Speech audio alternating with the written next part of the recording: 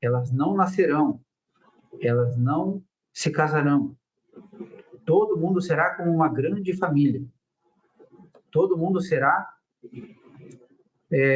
como irmãos lá no céu. Então, meus amigos, os saduceus, eles realmente estão ali muito, né, enganados com essa fala deles. E aí nós temos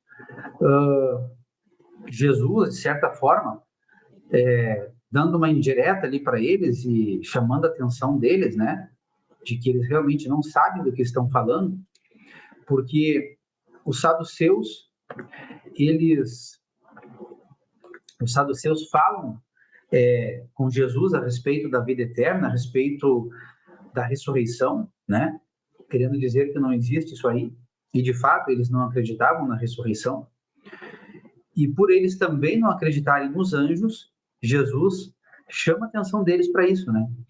Quando Jesus fala que as pessoas serão como os anjos, é como se Jesus estivesse dizendo para eles assim: pois é, vocês não acreditam na ressurreição, mas a ressurreição existe.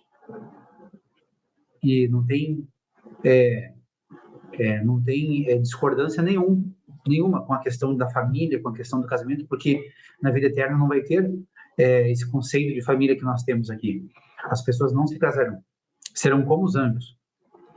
Pois é, os anjos, que vocês também não acreditam, né? Os anjos existem. Os anjos existem.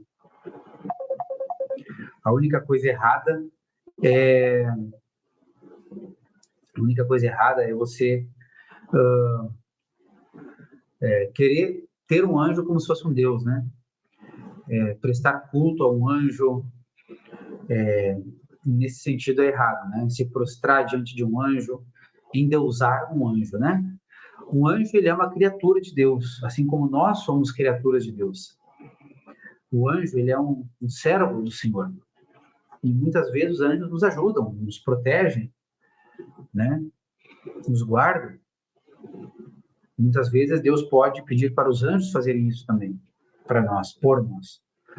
Mas nós nunca devemos pedir nada aos anjos. A gente pede a Deus. Se Deus vai agir em uma situação diretamente, ou se vai se utilizar, né, dos seus servos anjos, aí é uma coisa que Deus vai fazer do jeito dele, do jeito certo, do jeito que Deus entende ali que deve ser feito. Mas nós nunca pedimos nada para anjo nenhum. Nós somente pedimos para Deus. Ele é o nosso Senhor, é o nosso Salvador. Ele é o Criador de tudo. Muito bem. Então, Jesus, ele também fala, né? Ele traz a mente aí dos saduceus o texto de Êxodo, capítulo 3, onde nós temos aquele episódio, né, meus irmãos? Aquele episódio em que Deus aparece para Moisés.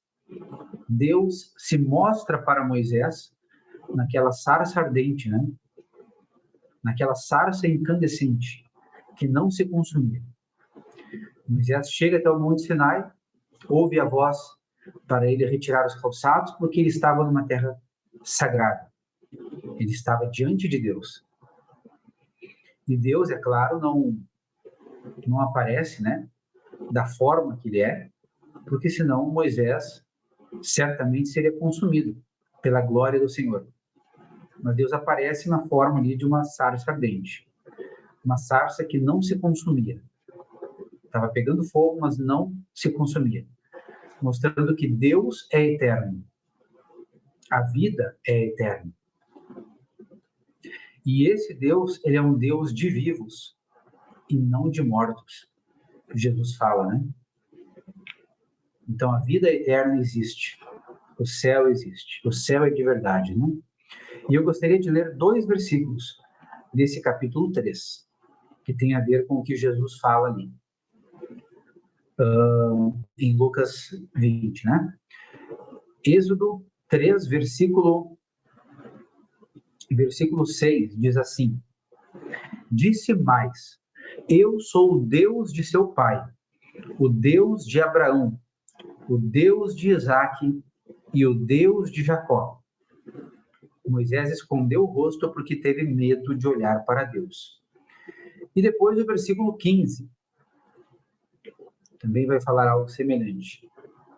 Deus disse ainda a Moisés: assim você dirá aos filhos de Israel: o Senhor, o Deus dos seus pais, o Deus de Abraão, o Deus de Isaque e o Deus de Jacó, me enviou a vocês.